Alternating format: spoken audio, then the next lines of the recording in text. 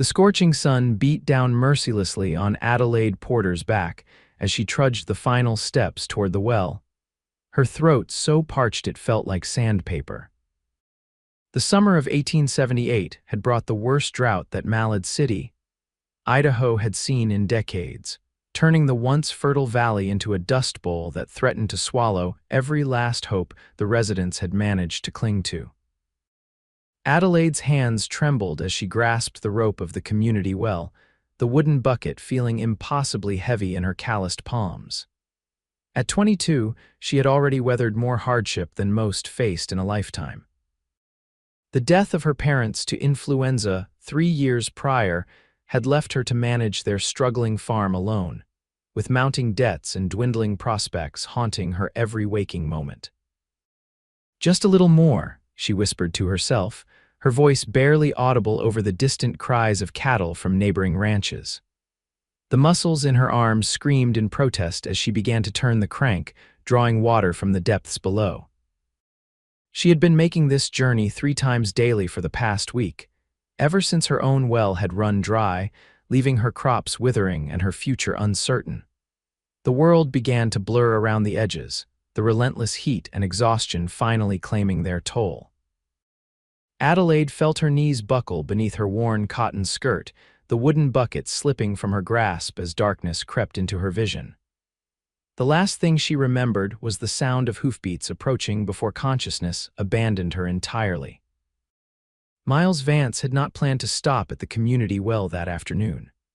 The 30-year-old cowboy had been on his way back to the Broken Spur Ranch after delivering a message to the telegraph office in town when he spotted the lone figure collapse beside the well.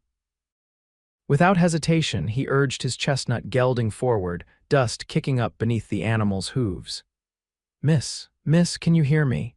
Miles called out as he dismounted in one fluid motion, his spurs jingling as his boots hit the hard, packed earth. When she didn't respond, he knelt beside her, gently turning her over. He recognized her immediately, Adelaide Porter, the young woman who had been struggling to keep her family's farm since her parents had passed. Miles had seen her in town occasionally, her head held high despite the whispers that followed her.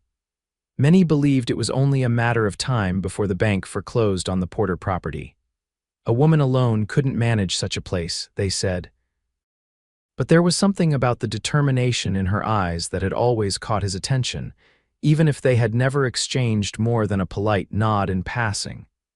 He removed his bandana and dipped it into the water bucket she had managed to fill partially before fainting. Gently, he pressed the cool cloth to her forehead, noting the flush of her cheeks from the heat.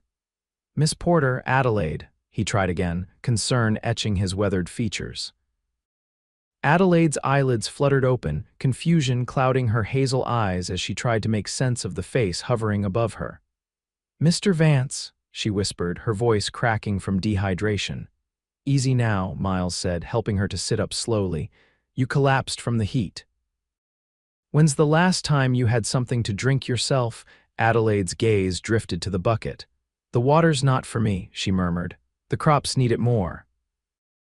Miles frowned, taking in her disheveled appearance, the dark circles beneath her eyes, the sunburn across her cheeks and nose, the trembling in her hands. "Your crops won't mean much if you're dead," he said bluntly, though his tone remained gentle. "Here, drink this."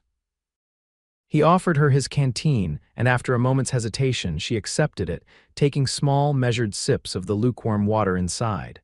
"Thank you," she said, attempting to rise to her feet. "I should get back. There's still so much to do before sundown." Miles placed a firm hand on her shoulder. "You're in no condition to be hauling water back to your farm. Where's your wagon?" Adelaide's gaze dropped to the ground. I had to sell the horse last month. I've been carrying the water."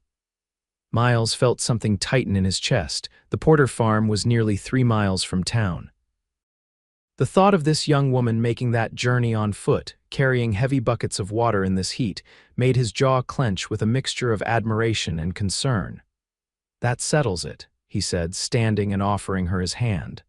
"I'm taking you home and your water." Adelaide shook her head, a flash of pride crossing her face. "I don't need charity, Mr. Vance. It's not charity, Miss Porter, it's being a good neighbor." He filled the bucket completely and secured it with rope. "And please call me Miles." After a moment's consideration, Adelaide relented, allowing him to help her onto his horse. Miles mounted behind her, one arm securely around her waist as he took the reins, the water bucket hanging securely from his saddle. The ride to the Porter farm was mostly silent, with Adelaide occasionally directing him when they reached a fork in the road. As they crested the final hill, the farmhouse came into view, a modest two-story structure with peeling white paint and a sagging porch. The fields surrounding it were visibly struggling, the corn stalks yellowing and the vegetable garden wilting under the relentless sun. "It's not much," Adelaide said softly, as if reading his thoughts, "but it's home." "It's a fine place," Miles replied sincerely. "Your father built it himself, didn't he?" Adelaide turned slightly in the saddle, surprise evident in her expression.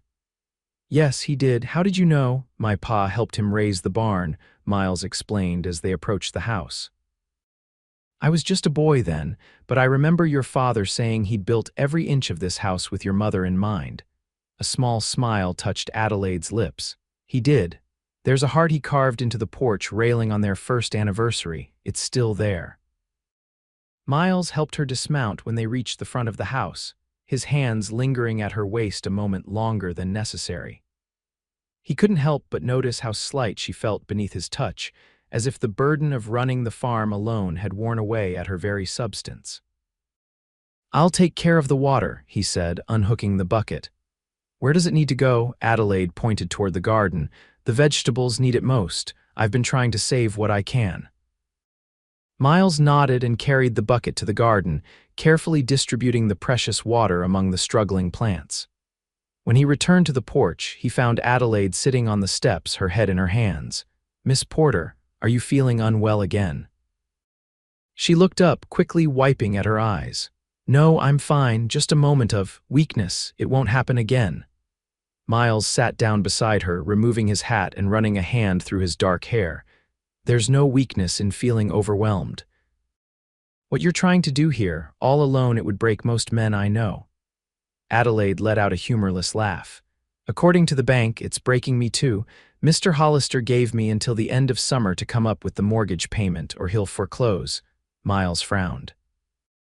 Richard Hollister, the bank manager, was known for his ruthlessness when it came to business matters. "How much do you owe?" $200, she replied, the sum hanging heavily in the air between them. It might as well have been 2,000 for all the chance she had of raising it.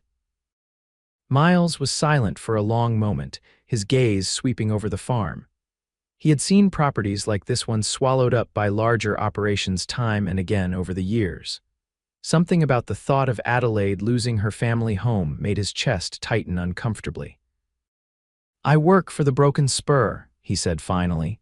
"Mr. Taylor is looking to expand his herd before winter. He's going to need extra hands for the roundup next week." Adelaide shook her head. "I appreciate the thought, Mr. Vance, but I don't see how I could put in a word for your brother," Miles continued. "The pay would be good and it might help with that payment to the bank." The color drained from Adelaide's face. "My brother," Miles realized his mistake immediately. "James, isn't it? I thought he was helping you with the farm." Adelaide's hands twisted in her lap.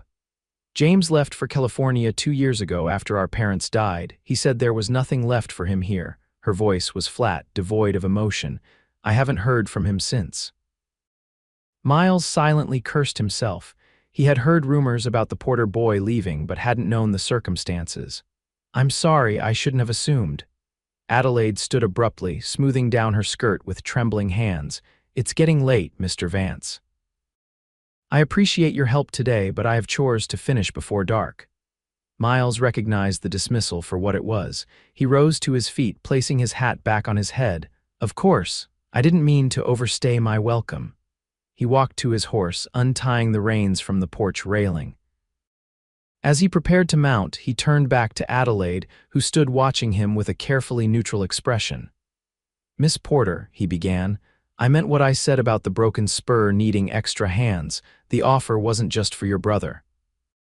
We could use someone to help with the cooking for the roundup crew. It pays well." Adelaide's eyes widened slightly.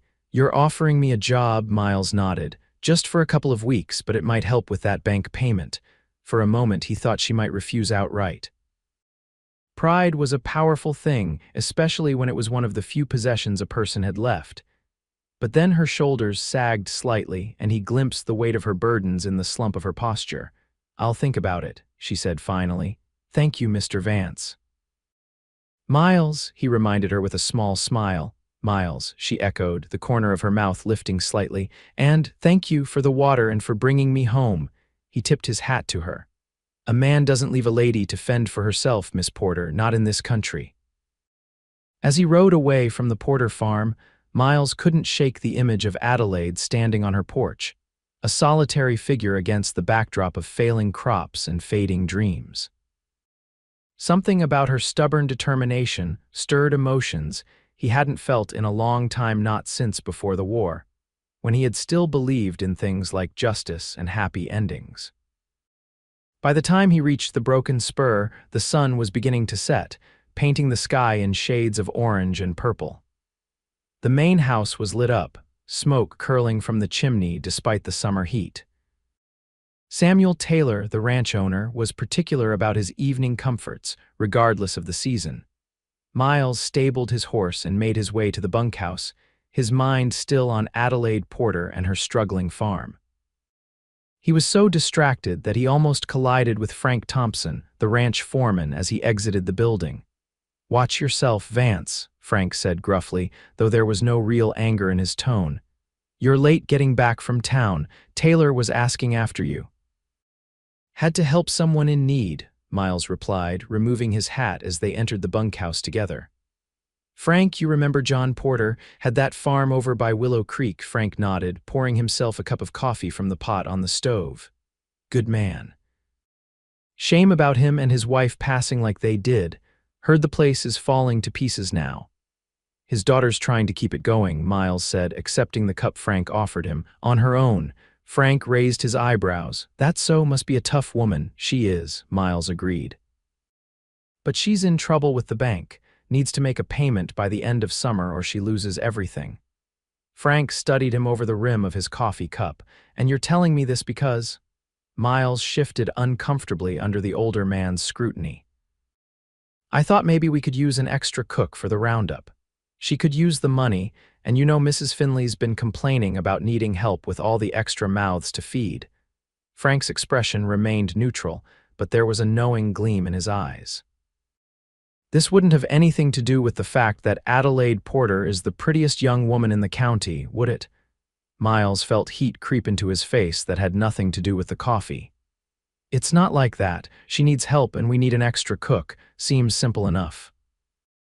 Frank chuckled, slapping Miles on the shoulder as he moved toward the door. "I'll talk to Taylor about it. No promises, but if she's half the cook her mother was, he'll probably agree." "Thanks, Frank," Miles said, relief evident in his voice. "Don't thank me yet," the foreman replied with a wink. "Mrs. Finley might not take kindly to having another woman in her kitchen. You know how territorial she is about those pots and pans." As Frank left, Miles sank onto his bunk, removing his boots with a weary sigh. The other hands would be back soon, and the bunkhouse would fill with the usual noise and banter.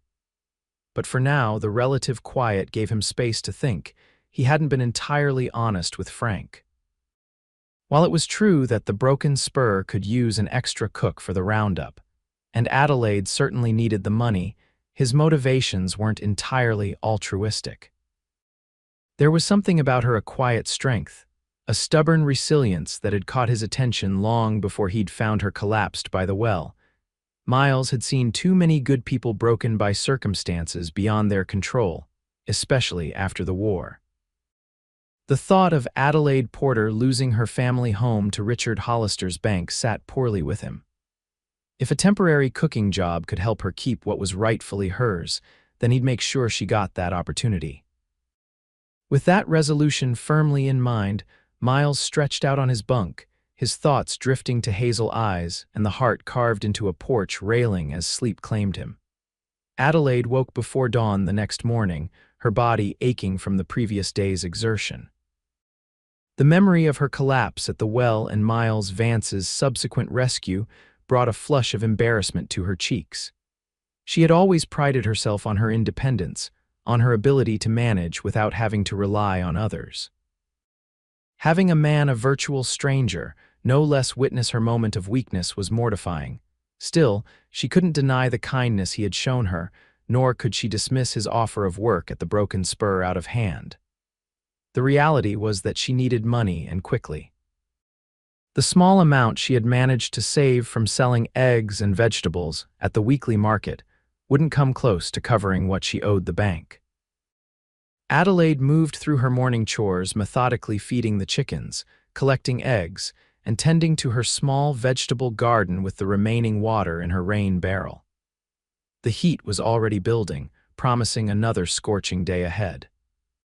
As she worked, she considered Miles Vance's offer. She had heard of the Broken Spur. Of course, it was one of the largest cattle operations in the territory. Samuel Taylor had a reputation as a fair employer, though he was known to be demanding and particular about how things were done on his ranch. Working as a cook for the roundup crew would mean leaving the farm unattended for at least 2 weeks. The crops were already struggling. Could they survive her absence? But if she didn't find a way to make that bank payment, the crops wouldn't matter anyway. By mid-morning, Adelaide had made her decision. She would go into town, send word to the Broken Spur accepting the position if it was still available, and speak with her neighbor, old Mrs. Whittaker, about keeping an eye on the farm while she was gone.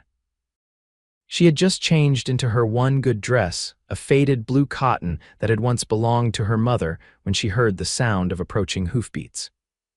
Moving to the window, she was surprised to see Miles Vance riding up to her house, this time accompanied by an older woman in a wagon. Adelaide quickly pinned her hair back and hurried out onto the porch, curiosity overriding her earlier embarrassment. "Mr. Vance," she called as he dismounted, "this is unexpected."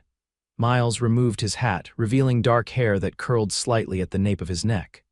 "Miss Porter." "I hope we're not intruding." "Not at all," she replied, her gaze shifting to the stern-faced woman who remained seated in the wagon. "Good morning, madam. This is Mrs. Finley," Miles introduced. "She's the head cook at the Broken Spur." The older woman nodded curtly. "So you're John Porter's girl," she said, her sharp eyes taking in Adelaide's appearance with undisguised assessment. "Your mother and I used to exchange recipes at church socials. She made a fine apple pie." Adelaide felt a pang at the mention of her mother. "Thank you. She taught me everything she knew about cooking." Mrs. Finley grunted, though whether in approval or skepticism, Adelaide couldn't tell. "Miles here says you might be interested in helping with the roundup cooking. I told Mr. Taylor I'd come see for myself if you'd be up to the task." Adelaide straightened her shoulders. "I'm a hard worker, Mrs. Finley. I can cook for 20 men if need be." The older woman's expression softened slightly. "It'll be closer to 30, girl, and they eat like they've been starving for a month every meal." She gestured toward the house. "Why don't you show me your kitchen? Let's see what you can do." Adelaide led them inside, acutely aware of the simplicity of her home compared to what must be the grandeur of the Broken Spur. The kitchen was small but neat, with her mother's collection of herbs hanging from the ceiling beams and well-used cookware arranged carefully on shelves. "I was just about to prepare lunch," Adelaide said, moving to the stove. "It's nothing fancy, just cornbread and bean soup, but you're welcome to stay." Mrs. Finley nodded, seating herself at the kitchen table. "That'll do fine. A cook who can make something out of nothing is exactly what we need on a roundup." Miles remained standing, his tall frame making the kitchen seem even smaller. "I'll wait outside," he offered, clearly sensing that Mrs. Finley wanted to evaluate Adelaide without his presence. As he stepped out, Adelaide felt a curious mixture of relief and disappointment. She turned her attention to preparing the meal, aware of Mrs. Finley's scrutiny as she moved about the kitchen. "So," the older woman said after a few minutes of silence, "Miles seems to have taken quite an interest in your situation." Adelaide nearly dropped the bowl she was holding. "Mr. Vance has been kind," she said carefully. "He helped me when I was in need." Mrs. Finley made a non-committal sound. "He's a good man, that one. Been with the Broken Spur for 5 years now. Mr. Taylor trusts him more than most." Adelaide nodded, unsure how to respond to this information. She focused on mixing the cornbread batter, her movements practiced and efficient despite her awareness of being watched. "He fought in the war, you know," Mrs. Finley continued, her voice softening slightly. "Came back different like many did. Doesn't talk about it much, but you can see it in his eyes sometimes." Adelaide hadn't known this about Miles, but it explained the occasional shadow she had glimpsed in his gaze. Many men had returned from the conflict between North and South, changed in ways both visible and invisible. "My brother served as well," she said quietly. "He was never the same afterward." Mrs. Finley nodded sagely. "War changes a man. Some find their way back to who they were, some don't." She watched as Adelaide slid the cornbread into the oven. "Your brother, is he helping you with the farm?" Adelaide shook her head, stirring the bean soup to avoid meeting the older woman's eyes. "He left for California after our parents died. I haven't heard from him since." "So you're managing this place all on your own?" Mrs. Finley asked, though it wasn't really a question. When Adelaide nodded, the cook clicked her tongue. "That's no small feat, girl. You should be proud." "Pride doesn't pay the bank," Adelaide replied, more sharply than she'd intended. "I'm sorry, that was rude." Mrs. Finley waved away the apology. "No need to apologize for speaking truth. Pride's a fine thing, but it won't keep a roof over your head." She studied Adelaide thoughtfully. "The roundup job pays $15 a week, plus room and board. It's hard work, long days, hot conditions, and cowboys who'll complain if the coffee's too weak or the biscuits are too hard." "Think you can handle that?" Adelaide felt a surge of hope. $30 would be a significant contribution toward what she owed the bank. "Yes, madam, I can handle it." Mrs. Finley nodded, seemingly satisfied. "We start day after tomorrow. Miles can bring the wagon to fetch you at dawn." She rose from the table as Adelaide began to ladle the soup into bowls. "I think I've seen enough. You know your way around a kitchen, that's clear." "What about lunch?" Adelaide asked, gesturing to the food she'd prepared. "Keep it for yourself, girl. You look like you could use a good meal, Mrs. Finley moved toward the door, then paused. "One more thing, there are rules at the Broken Spur. The men sleep in the bunkhouse, the women in the main house. No exceptions, no matter how pretty a cowboy might look in his Sunday best. Mr. Taylor runs a respectable operation." Adelaide felt her cheeks flame. "I assure you, Mrs. Finley, I'm not looking for anything of that nature. I need the work, that's all." The older woman's eyes crinkled slightly at the corners. "Just so we're clear. Now I'll tell Miles the good news. Finish your lunch, then pack whatever you'll need for a 2-week stay. And bring that cornbread recipe of yours. If it's half as good as it smells, the men will be pleased." After Mrs. Finley left, Adelaide sank into a chair, a mixture of emotions washing over her. Relief at securing work that would help with her financial troubles, anxiety about leaving the farm, and beneath it all, a flutter of something she couldn't quite name whenever she thought of Miles Vance and the kindness in his eyes when he had helped her home. She pushed the latter feeling aside firmly. Mrs. Finley's warning had been clear, and Adelaide had no intention of complicating her life further with romantic entanglements. This was about survival, about keeping her family's legacy intact, nothing more. Still, as she ate her simple meal and planned what to pack for her stay at the Broken Spur, Adelaide couldn't help but wonder what the coming weeks would bring. For the first time in months, the future held something other than endless toil and inevitable failure. It wasn't much, just a temporary position and a modest wage, but it was hope. And hope, she was beginning to realize, was something she had been without for far too long. 2 days later, Adelaide stood on her porch at dawn, a small trunk at her feet containing her clothing and personal items. She had spent the previous day preparing the farm for her absence, harvesting what vegetables were ready, securing the chicken coop, and speaking with Mrs. Whittaker, who had agreed to collect eggs and keep an eye on things while Adelaide was gone. The eastern sky was just beginning to lighten when she heard the now familiar sound of hoofbeats approaching. Miles appeared around the bend in the road, driving a wagon rather than riding horseback. "Morning, Miss Porter," he called as he drew closer. "Ready for your adventure?" Adelaide managed a small smile, trying to ignore the nervous flutter in her stomach. As ready as I'll ever be, I suppose. Miles jumped down from the wagon and approached the porch. Mrs. Finley was impressed with you, he said, picking up her trunk with ease. Said you reminded her of herself when she was younger. I'm not sure if that's a compliment or not, Adelaide replied, thinking of the cook's formidable demeanor. Miles laughed, a rich sound that sent an unexpected warmth through Adelaide's chest.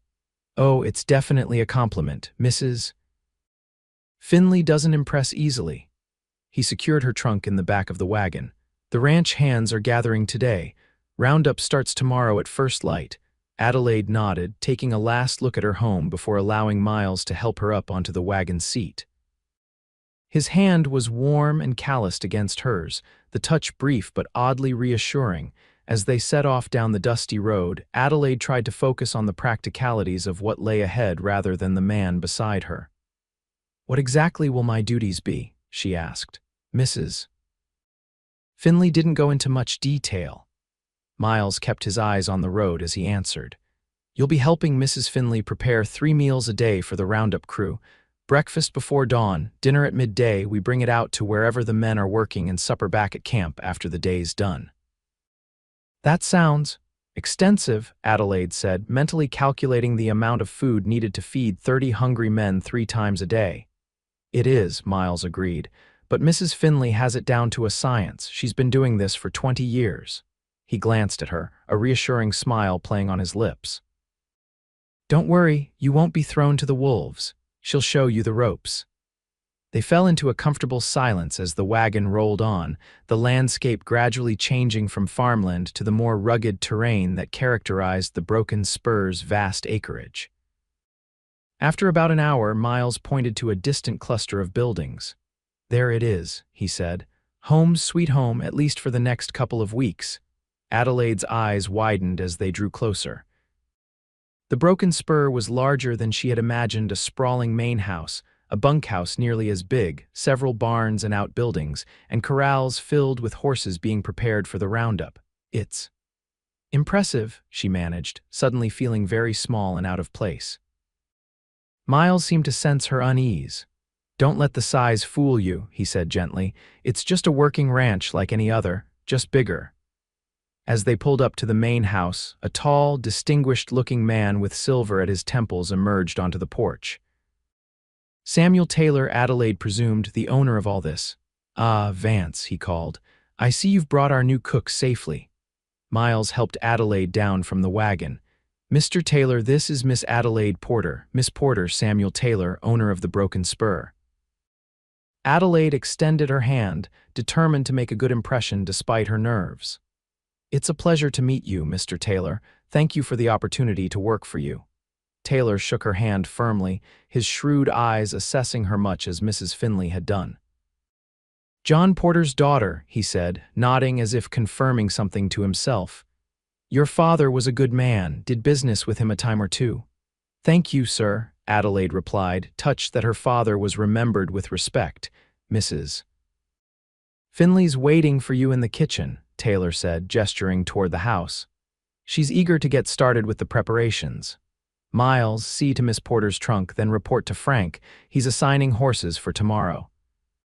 With that, Taylor strode off toward one of the barns, leaving Adelaide standing somewhat uncertainly beside the wagon. Don't mind his brusqueness, Miles said, lifting her trunk from the back. He's always like that before a roundup all business. Adelaide nodded, smoothing down her dress nervously. I should find Mrs. Finley. I'll show you to the kitchen first, Miles offered, carrying her trunk with ease as they walked toward the main house. Your room will be upstairs next to Mrs. Finley's. The men aren't allowed in the main house except for meals, so you'll have your privacy. The interior of the house was as impressive as the exterior, polished wooden floors, quality furnishings, and a sense of solid prosperity that made Adelaide acutely aware of her own modest circumstances. Miles led her through to a large, well-equipped kitchen where Mrs. Finley was already at work, her sleeves rolled up as she kneaded a massive amount of dough. There you are, the cook said by way of greeting. Put her trunk in the blue room, Miles, then get out of my kitchen. We've got work to do. Miles gave Adelaide a quick wink before disappearing with her trunk, leaving her alone with Mrs. Finley. Don't just stand there, girl, the older woman said, though her tone lacked real sharpness. Wash your hands and put on an apron. We've got 30 hungry men to feed tonight, and that's just the beginning. Adelaide did as she was told, rolling up her sleeves and tying one of the clean aprons hanging by the door around her waist. What would you like me to do first, Mrs.? Finley gestured to a mountain of potatoes on the counter. Start peeling. We're making a beef stew that'll feed an army, cornbread, and apple pies for dessert. Tomorrow morning, it's eggs, bacon, biscuits, and enough coffee to float a ship. Adelaide picked up a knife and got to work, the familiar task helping to settle her nerves. As they worked side by side, Mrs. Finley began to explain the routines and expectations for the roundup cooking. We rise at 4, she said, punching down the dough with practiced movements. Breakfast is served at 5. The men head out by 6. At 10, you and I load the chuck wagon with dinner and follow them out to wherever they're working. Dinner at noon, then back to prepare supper for when they return at dusk. That's a lot of cooking, Adelaide observed, her hands moving steadily through the pile of potatoes. Mrs. Finley snorted. That's just the beginning, girl. Wait until you see how much these men can eat after a day of chasing cattle across the range. By the time evening came, Adelaide's back ached and her hands were red from work, but there was satisfaction in seeing the long tables in the dining room laden with food. Mrs. Finley had been right, the men ate like they were starving, though not without appreciation for the meal. Adelaide caught glimpses of Miles throughout the evening, seated among the other ranch hands, laughing at something one of them said. Once, their eyes met across the room, and he offered her a small nod of encouragement that inexplicably lifted her spirits. Later, as she settled into her assigned bedroom, a neat, comfortable space with a real feather mattress, a luxury she hadn't experienced since before her parents' deaths, Adelaide found herself reflecting on the day's events. The work was hard, yes, but there was something deeply satisfying about it. For the first time in months, she had gone an entire day without worrying about the bank, the mortgage, or the failing crops back home. As exhaustion pulled her toward sleep, Adelaide wondered if perhaps this temporary position might offer more than just financial relief. Perhaps it might also give her something she had almost forgotten existed, a sense of belonging, of purpose beyond mere survival. With that comforting thought, she drifted off to sleep, the distant sound of men's voices from the bunkhouse a reminder that she was no longer alone in her struggles. The next 5 days passed in a blur of activity for Adelaide. The roundup was in full swing, with the cowboys spending long days out on the range, gathering cattle from the far corners of the Broken Spur's extensive holdings. True to Mrs. Finley's word, Adelaide rose each morning before dawn to help prepare breakfast for the hungry crew, then spent the morning cooking for the midday meal that would be transported to wherever the men were working. It was during these midday meals that Adelaide began to see a different side of ranch life. The men, dusty and tired from their morning's work, would gather around the chuck wagon with a camaraderie that reminded her of how her father and his friends used to be during harvest time. There was good-natured teasing, boisterous laughter, and always appreciation for the food she and Mrs. Finley provided. Miles often sought her out during these breaks, sometimes bringing her a cup of coffee or simply checking that she was managing in the heat. These brief interactions, though entirely proper and often within full view of the others, had become something Adelaide found herself looking forward to with unexpected eagerness. On the 6th day, as she was clearing away the remains of the midday meal, Miles approached the chuck wagon. He looked tired, with dust coating his clothing and a day's growth of stubble darkening his jaw, but his eyes brightened when he saw her. "Miss Porter," he said, removing his hat. "Mrs. Finley mentioned you might need help collecting firewood for tonight's cooking." Adelaide glanced toward where Mrs. Finley was packing up the last of the cooking utensils. The older woman seemed deliberately absorbed in her task, though Adelaide suspected she was listening to every word. "That's kind of you, Mr. Vance," Adelaide replied, keeping her tone neutral despite the quickening of her pulse. "But surely you have duties with the herd, Frank gave me an hour to help with camp matters, Miles explained, replacing his hat against the sun's glare. The men need to rest the horses anyway before the afternoon push. Mrs. Finley finally looked up, her expression unreadable. Go on then, girl, she said to Adelaide. I can finish up here, just be back in time to help with the supper preparations. Adelaide nodded, wiping her hands on her apron before removing it. Thank you, Mrs. Finley. As she walked with Miles toward a nearby grove of trees, Adelaide was acutely aware of the eyes following them. The ranch hands might be focused on their own rest, but little escaped notice in a roundup camp. Mrs. Finley didn't really need firewood, did she? Adelaide asked quietly once they were out of earshot. Miles's lips quirked in a half-smile. She might have mentioned needing some, and I might have volunteered rather quickly.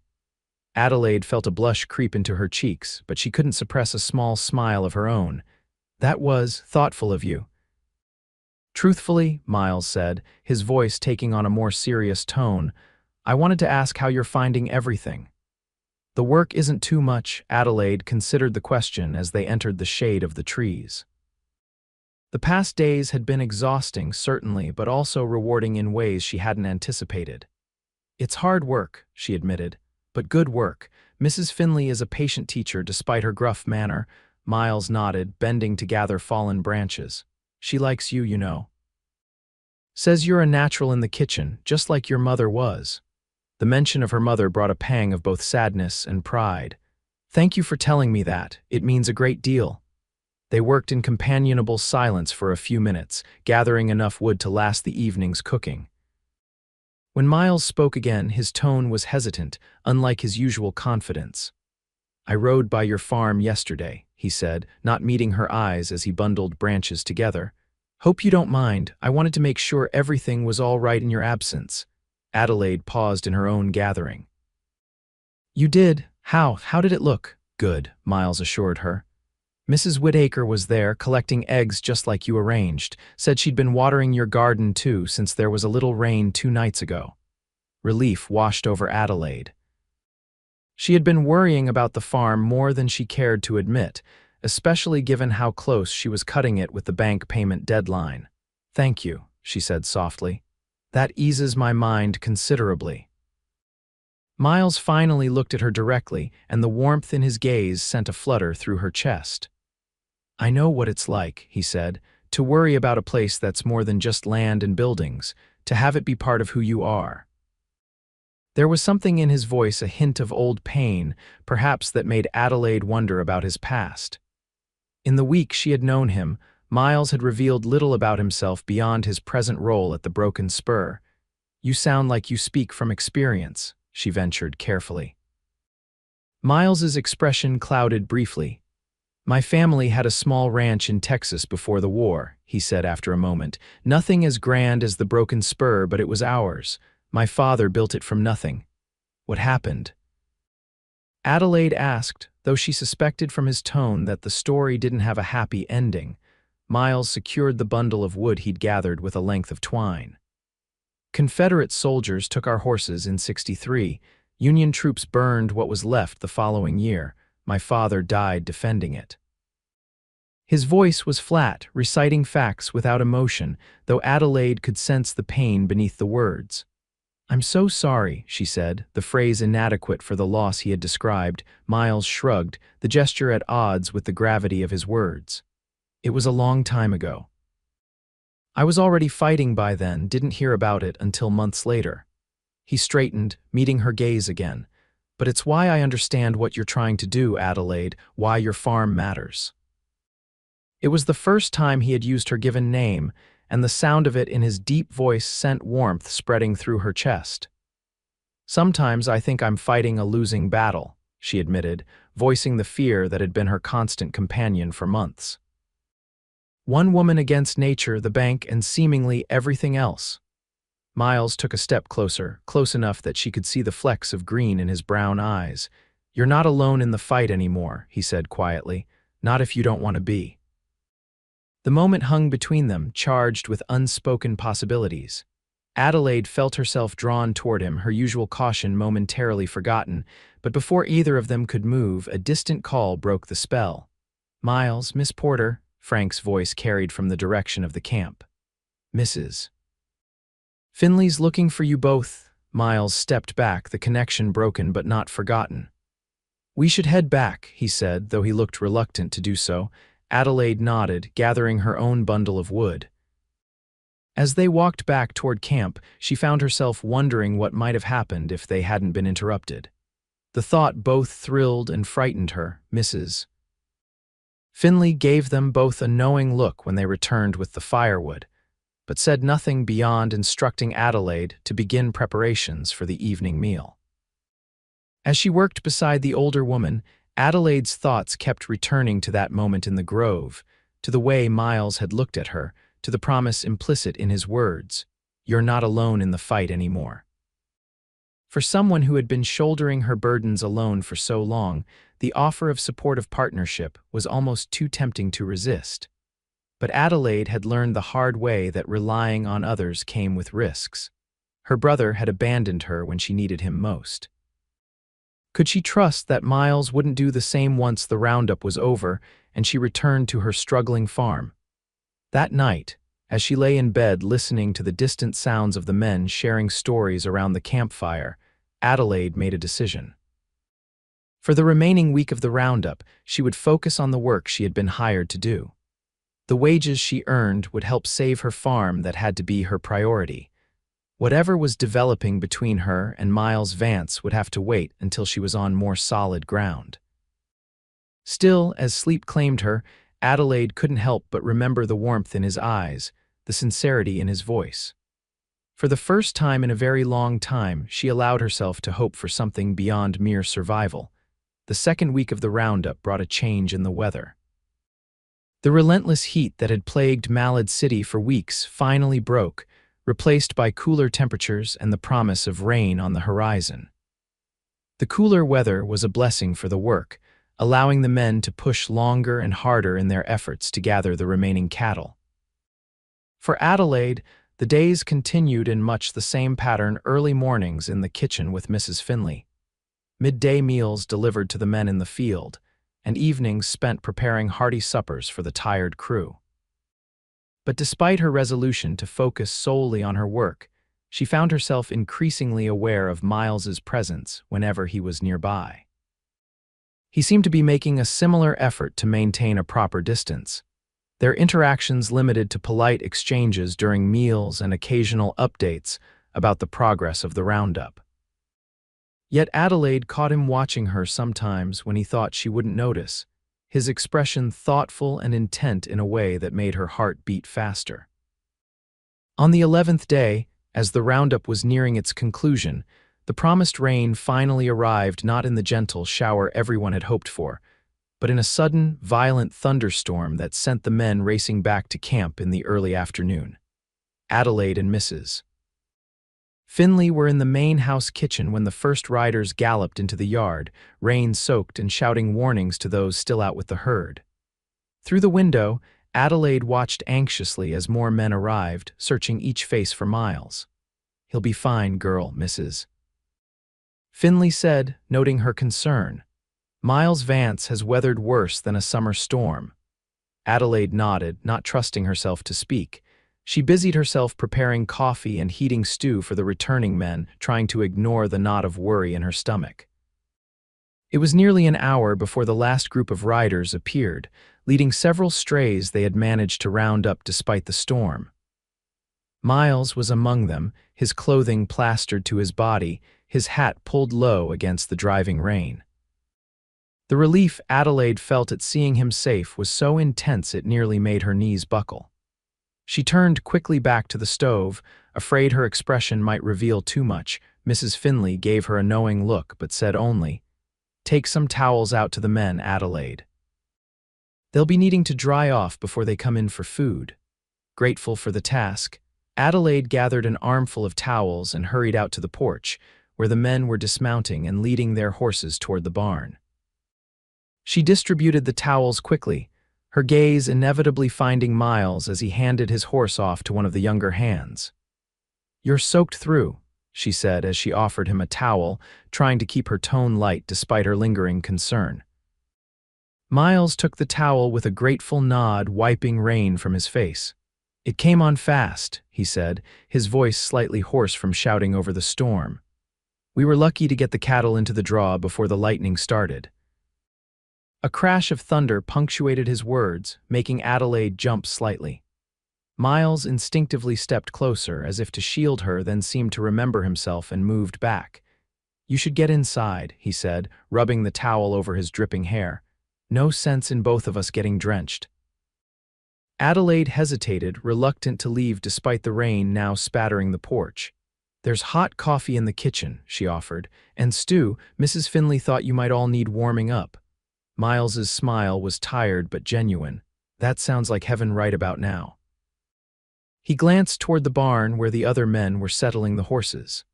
I'll be in as soon as I've made sure the animals are taken care of. Adelaide nodded and turned to go back inside, but Miles caught her arm gently. Adelaide, he said, his voice low enough that only she could hear it over the rain. I was thinking, after the roundup is finished tomorrow, maybe we could talk about what comes next. Her heart skipped a beat at the implication in his words. Next, Miles's eyes held her steadily. For you. For the farm. A pause then, more softly, for us maybe. Before she could respond, Frank called from the barn, needing Miles's help with something. With a last meaningful look, Miles released her arm and hurried through the rain toward the barn. Adelaide returned to the kitchen in a daze, her mind whirling with the possibilities his words had opened up. What did he mean by us? And what could he possibly be proposing regarding her farm? Mrs. Finley took one look at her flushed face and shook her head. Whatever he said to put that look in your eyes, girl, remember that actions speak louder than words. Many a man has made promises in the heat of the moment. It wasn't like that, Adelaide protested, though she appreciated the older woman's protective instinct. He wants to talk. After the roundup, Mrs. Finley's expression softened slightly. Miles Vance is one of the good ones, I'll grant you that. Just be careful with your heart, Adelaide. It's a precious thing to risk. The rest of the afternoon and evening passed in a blur of activity as the men, confined to the bunkhouse and barns by the continuing storm, grew restless and hungry. Adelaide and Mrs. Finley served an early supper, then prepared extra bread and coffee to tide the men over through what promised to be a long, storm-bound evening. It was past midnight when Adelaide finally retired to her room, the sound of rain still pounding on the roof. Despite her exhaustion, sleep eluded her as she replayed Miles's words in her mind. What comes next? For the past 3 years, since her parents' deaths, Adelaide had been focused solely on survival, on making it through each day, each season, with her home intact and food on her table. The idea of something next, something beyond mere existence, was both thrilling and terrifying. Could she trust the feeling growing between her and Miles? Was she reading too much into his words, his looks, the way he seemed to seek her out even when there was no practical reason to do so? And even if his intentions were as serious as they seemed, could she reconcile her independent nature with the possibility of sharing her life and her burdens with someone else? These questions chased each other through her mind as the storm gradually abated and sleep finally claimed her in the early hours of the morning. The final day of the roundup dawned clear and fresh, the world washed clean by the night's rain.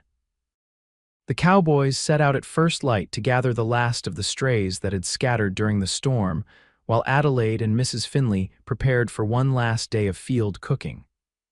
Mr. Taylor is pleased with how the roundup went, Mrs. Finley told Adelaide as they loaded the chuck wagon. Says it's one of the most successful he can remember, despite that storm yesterday. Adelaide smiled, feeling a sense of accomplishment at having contributed to that success, however modestly. I'm glad to hear it. He also mentioned that he was impressed with your work, the older woman continued, giving Adelaide a significant look. Said he might be interested in offering you more regular employment if you were interested. Adelaide's hands stilled on the pot she was securing. Regular employment. Here at the Broken Spur, Mrs. Finley nodded. I'm not getting any younger, girl. Could use the help year-round, not just during roundups. She paused, then added with uncharacteristic gentleness, it would be steady income, might help with that bank situation of yours. Adelaide's mind raced with the implications. Regular employment at the Broken Spur would indeed provide the financial stability she desperately needed. But it would also mean leaving her farm for extended periods, perhaps eventually giving it up entirely. The thought sent a pang through her heart. That land had been in her family for 2 generations. Her father had built the house with his own hands, had worked the soil until it yielded crops when others said it couldn't be done. Could she really consider abandoning it, even for the security of a position at the Broken Spur? You don't have to decide now, Mrs. Finley said, correctly interpreting her silence. Mr. Taylor said to tell you the offer stands whenever you're ready to consider it. Adelaide nodded gratefully. Thank you for telling me, I'll think about it.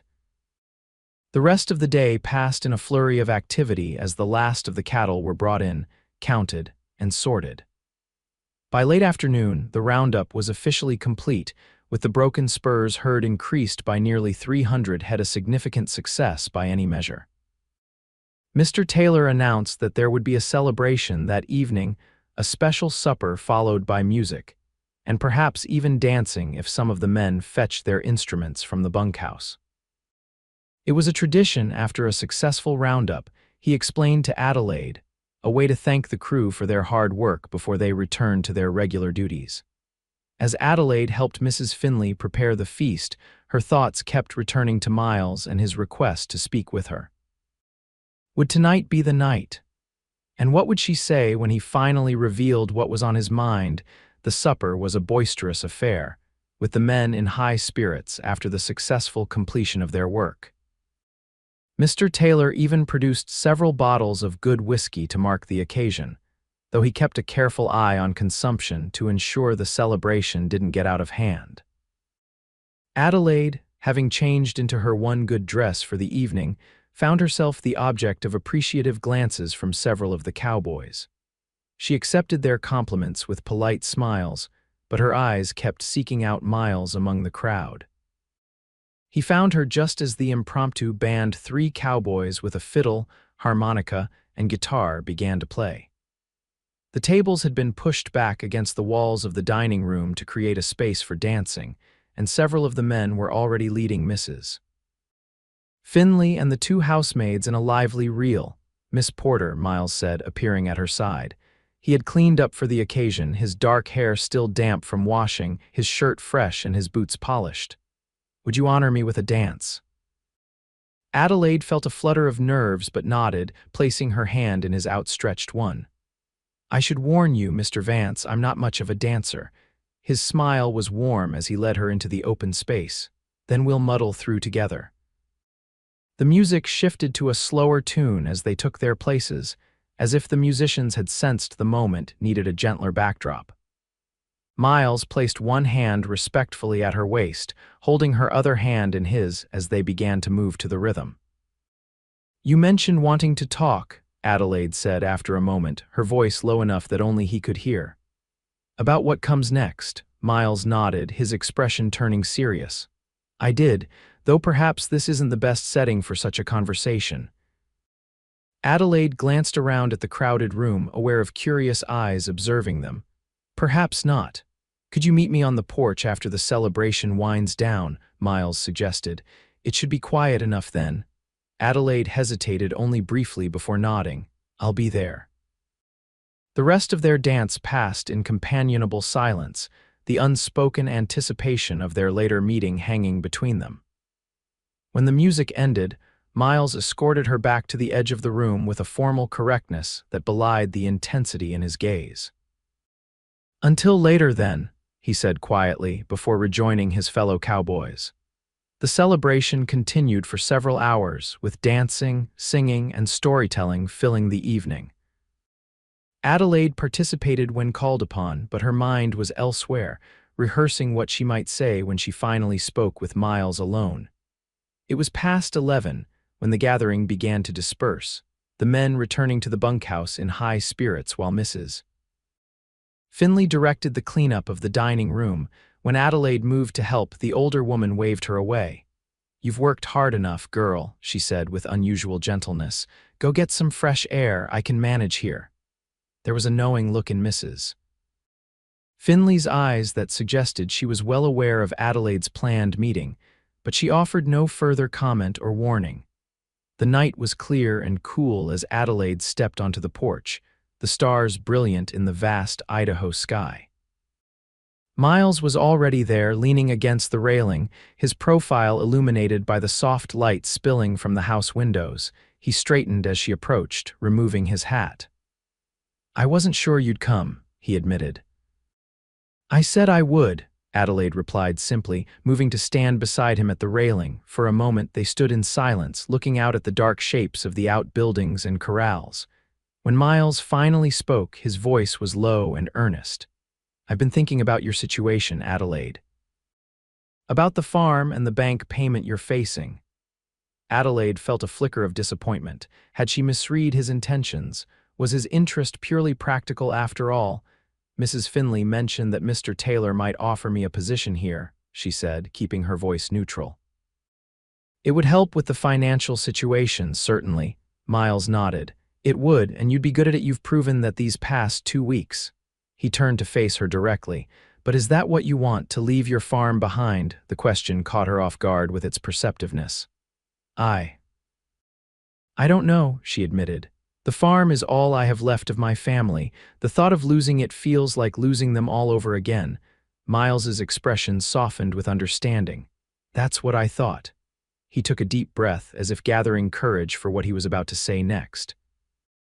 "I have a proposition for you, Adelaide. One that might allow you to keep your farm and still make that bank payment." Adelaide's pulse quickened. "What kind of proposition?" "A partnership," Miles said simply.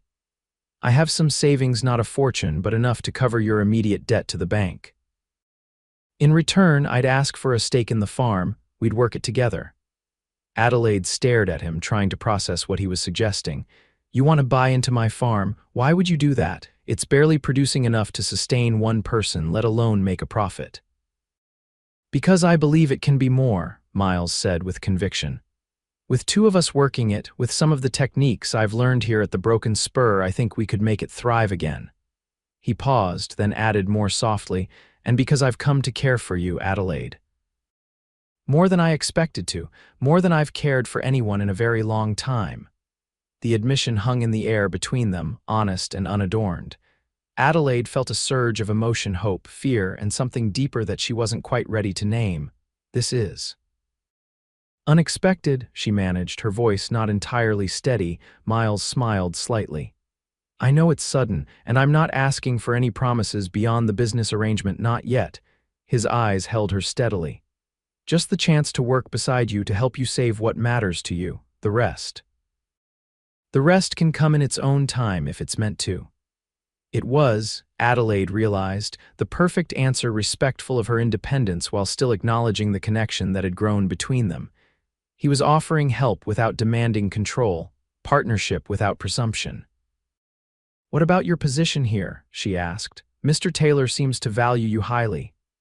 "I've spoken with him already," Miles admitted. "He understands, said he'd keep a place for me if things don't work out, but—" He smiled again, more confidently this time. "I think they will." Adelaide took a deep breath, looking out at the star-filled sky as she considered his offer. It was a risk, certainly inviting this man she had known for barely 2 weeks into her life, her business, potentially her heart. But something about it felt right in a way few things had since her parents' deaths. "I would want everything in writing," she said finally, turning back to him. "A proper business agreement with the terms clearly stated." Miles nodded solemnly. "Of course. We can have Mr. Henderson draw up the papers when we return to town. And you should know what you're getting into," Adelaide continued, needing to be completely honest. "The south field hasn't produced properly in 2 seasons. The roof of the barn leaks. The well is running dry. It's not going to be easy." "I don't expect easy," Miles replied, his voice gentle but firm. "I expect worthwhile. There's a difference." The simple wisdom of his words struck a chord in Adelaide's heart. For so long, she had been focusing on the difficulty of her path, the seemingly insurmountable obstacles. Miles was offering a perspective that acknowledged the challenges while still seeing the value beyond them. "All right," she said, the decision feeling both momentous and somehow inevitable. "Partners?" Miles's smile was like sunrise breaking over the horizon, gradual, then brilliant. He extended his hand and she took it, the handshake sealing their agreement with a simple dignity that felt appropriate to the moment. "Partners," he echoed, his hand warm and solid around hers. They stood there on the porch for a long time afterward, talking of practical matters when they would return to town. What improvements the farm needed most urgently, how they would divide the labor between them.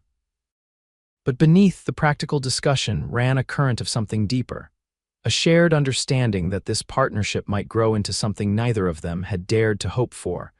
When Adelaide finally bid him good night and went inside, her heart was lighter than it had been in years. Tomorrow would bring its own challenges. She knew the return to her farm, the formalization of their agreement, the work of rebuilding what had begun to crumble under her solitary care. But for the first time since her parents' deaths, she would not be facing those challenges alone. And that knowledge, more than anything, allowed her to fall asleep with a sense of peace that had long eluded her. 2 days later, Adelaide stood on the porch of her farmhouse, watching as Miles drove his wagon up the dusty road toward the barn. The return to Malad City had been a flurry of activity, collecting her wages from Mr. Taylor, saying goodbye to Mrs. Finley, who had pressed a book of recipes into her hands with gruff affection, and meeting with Mr. Henderson, the town lawyer, to draw up the partnership agreement between herself and Miles. Now, as she observed Miles unloading supplies from the wagon, seed for fall planting, tools, provisions for the coming weeks, the reality of their arrangement began to truly sink in. This man, who less than 3 weeks ago had been little more than a nodding acquaintance in town, was now her business partner. Her future was tied to his in ways she was still coming to terms with. "Where would you like these?" Miles called, holding up a sack of flour and another of sugar luxuries Adelaide hadn't been able to afford in months. "In the kitchen pantry," she replied, moving down the steps to help him. "I'll show you." As they carried the supplies inside, Adelaide was acutely aware of how different the house felt with Miles's presence filling it. For so long, it had been a quiet place, haunted by memories and echoing with absence. Now it seemed to come alive again, as if it too had been waiting for something to change. "It's a good house," Miles commented as they arranged the supplies in the pantry. "Solid construction. Your father knew what he was doing." Adelaide nodded, touched by his appreciation for her father's workmanship. "He built it to last generations," she said quietly. "He always said he was building not just for us, but for our children and grandchildren." A moment of silence followed her words, both of them perhaps thinking of the implications, the possibility of future generations in this house that now belonged, in part, to both of them. "We should assess what needs doing most urgently," Miles said, efficiently changing the subject. "I noticed the fence on the north side is down in places, and you mentioned the barn roof." Adelaide was grateful for the shift to practical matters. "Yes, and the well needs to be deepened if possible. It's been running lower each year." They spent the rest of the afternoon walking the property together, making notes of repairs needed and priorities for the coming weeks. Miles was knowledgeable and practical, but also respectful of Adelaide's opinions about her family's land. He suggested rather than directed, asked rather than assumed. By the time evening approached, they had developed a comprehensive plan for the work ahead. The bank payment had been made that morning. Miles's savings, combined with Adelaide's wages from the roundup, covering the full amount, with even a small surplus, securing the farm for at least another 6 months. "I should head to the bunkhouse," Miles said as the sun began to set. They had agreed that he would stay in the small structure behind the barn that had once housed seasonal workers when the farm was more prosperous. It was a practical arrangement that also maintained propriety. An unmarried man and woman could not share a house without causing talk in a small community like Malad City. Adelaide nodded, though she found herself oddly reluctant for the day to end. Their shared purpose had created a companionship she hadn't realized how much she had missed. "I'll have breakfast ready at sunrise," she said. "We have a lot to accomplish tomorrow." Miles smiled, his eyes warm in the fading light. "That we do, partner." He tipped his hat to her and headed toward the bunkhouse, his figure silhouetted against the orange and purple sky. Adelaide watched him go, a mixture of emotions stirring within her: hope, uncertainty, and something else that made her heart beat a little faster whenever he smiled at her.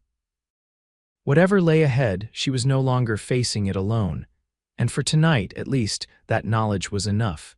The weeks that followed fell into a rhythm of hard work and gradual progress.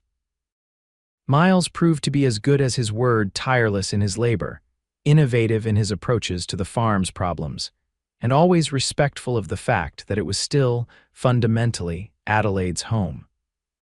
Together they repaired fences, patched the barn roof, and with the help of 2 men from town whom Miles hired for a day's work, deepened the well to reach a more reliable water source.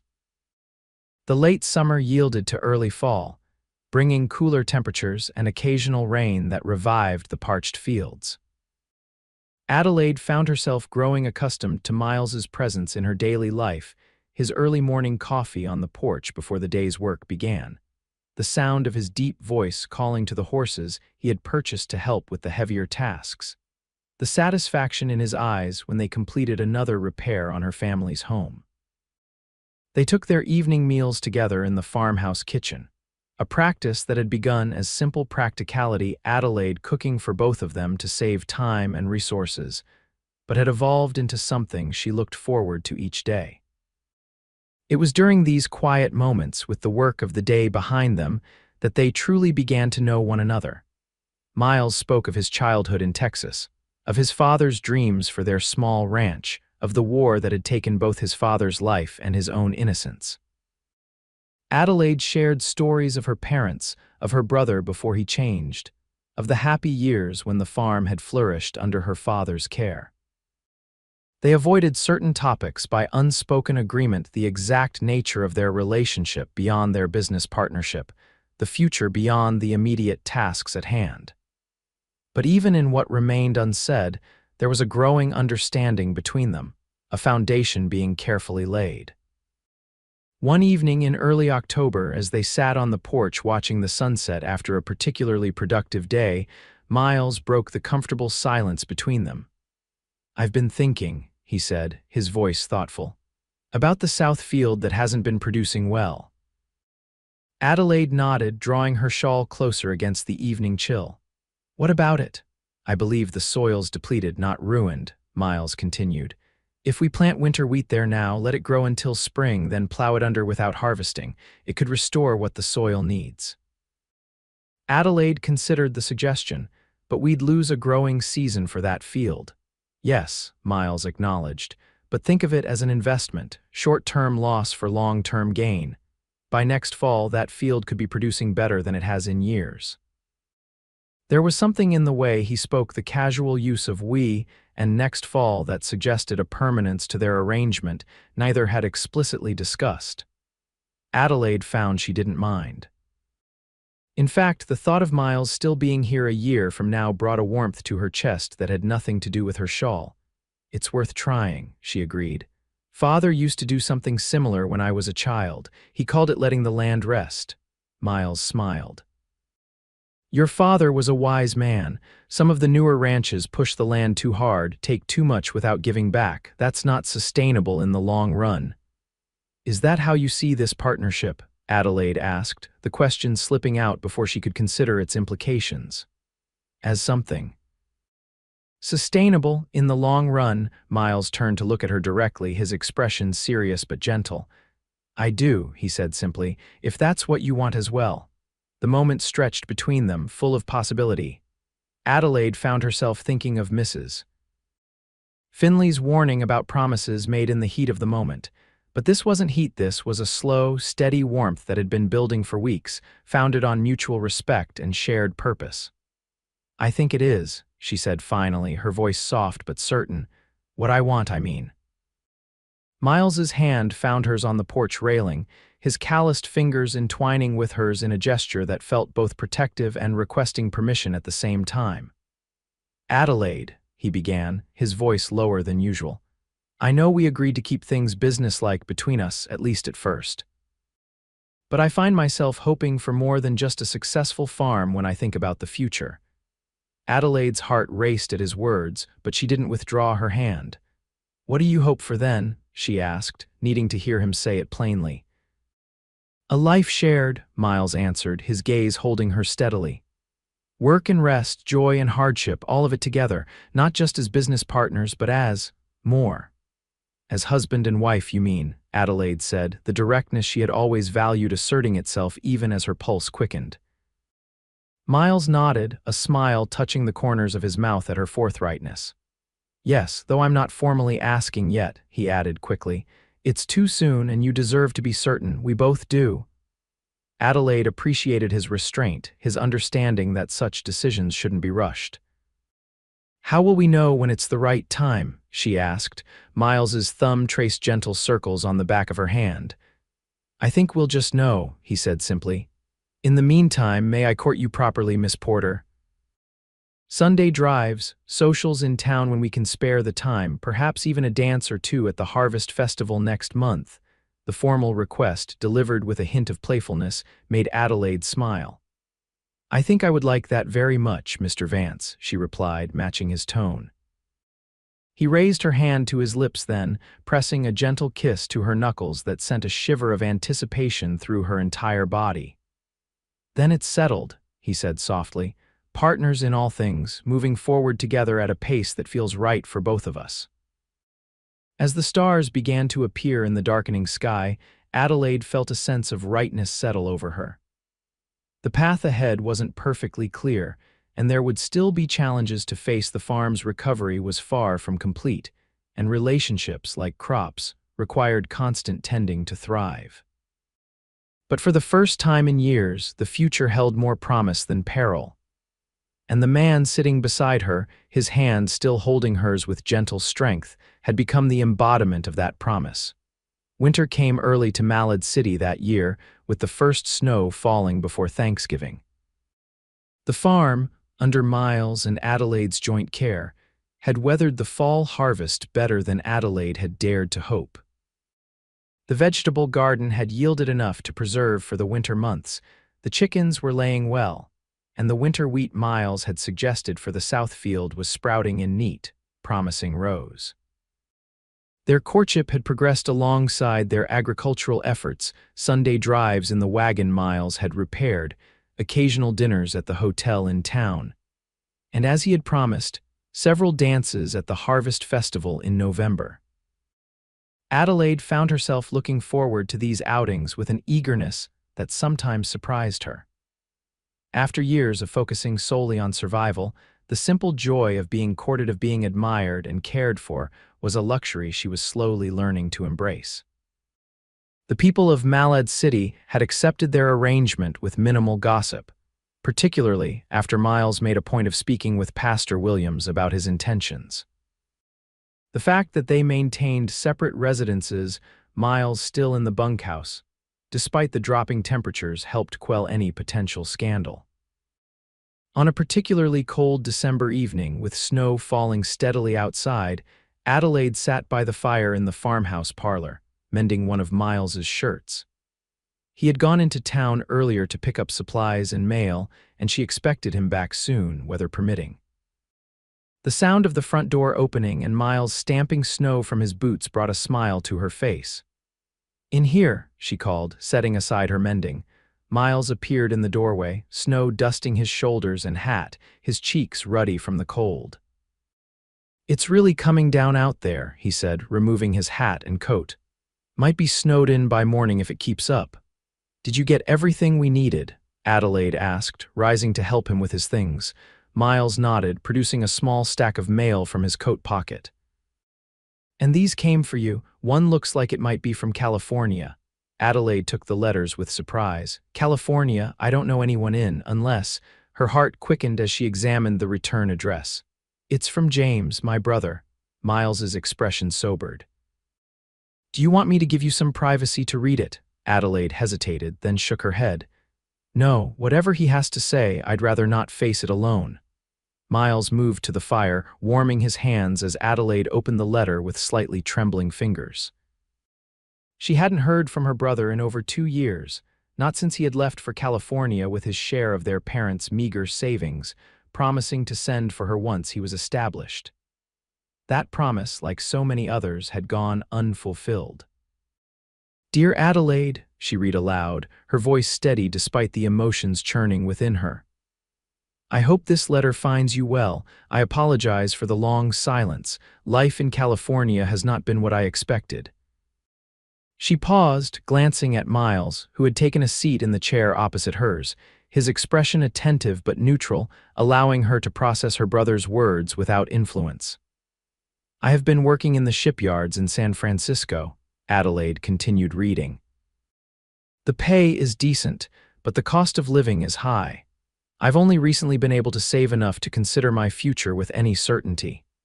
I've been thinking about the farm, about Mom and Dad, about you alone there trying to keep everything together. I was selfish to leave you with that burden. The war changed me, as it changed many men, but that's no excuse for abandoning my responsibility to our family. I'm considering returning to Idaho in the spring if you would welcome me. Not to take over, I know the farm is yours now, but to help, to make amends if possible. Please write and let me know your thoughts on this. Your brother, James. Adelaide lowered the letter to her lap, a complex mixture of emotions washing over her relief that James was alive and well, anger at his long silence, uncertainty about what his potential return might mean for the life she and Miles were building. What are you thinking? Miles asked gently after a moment of silence. Adelaide looked up at him, grateful for his calm presence. I'm not sure, she admitted. Part of me is happy he's safe, that he's thinking of the farm again. Another part is wary, Miles finished for her. After he left you to manage everything alone for so long, Adelaide nodded, and theirs also. She hesitated, then decided on complete honesty. I'm wondering what his return would mean for us, for our partnership, both business and personal. Miles leaned forward, his expression earnest. Adelaide, nothing changes the agreement we've made, not unless you want it to. Your brother's return, if it happens, doesn't alter what's between us. But the farm would be different, Adelaide pointed out. 3 people instead of 2. A brother who might feel he has some claim, despite what he says in the letter. Miles considered this, his brow furrowed in thought. We'll cross that bridge if we come to it, he said finally. For now, it's just a possibility, not a certainty, and whatever happens, we'll face it together. The simple assurance eased some of Adelaide's anxiety. Together, she repeated softly. Miles rose from his chair and moved to kneel beside hers, taking her hands in his. I've been waiting for the right moment, he said, his voice low and fervent. I thought perhaps Christmas or New Year's. But seeing you read that letter, watching you process news that could change everything, it reminds me that life doesn't always allow for perfect timing. Adelaide's breath caught as she realized what was happening. Miles. Adelaide Porter, he continued, his eyes never leaving hers. These past months working beside you, courting you, learning who you are in all weather and circumstances, they've been the happiest of my life. I know who you are now, your strength, your determination, your capacity for love despite hardship. And I know with absolute certainty that I want to spend the rest of my days as your partner in all things. He reached into his pocket and produced a small ring, a simple gold band with a single pearl set in its center. This was my mother's, he said softly. My father gave it to her when they had nothing but hopes and dreams for their future. I'd be honored if you would wear it, if you would consent to be my wife. Adelaide felt tears welling in her eyes, but they were tears of joy, not sorrow. The timing might not have been what either of them had planned, but Miles was right, it felt perfect in its own way, this proposal coming at a moment when they were both reminded that life could change in an instant. Yes, she said, her voice clear and certain despite the tears.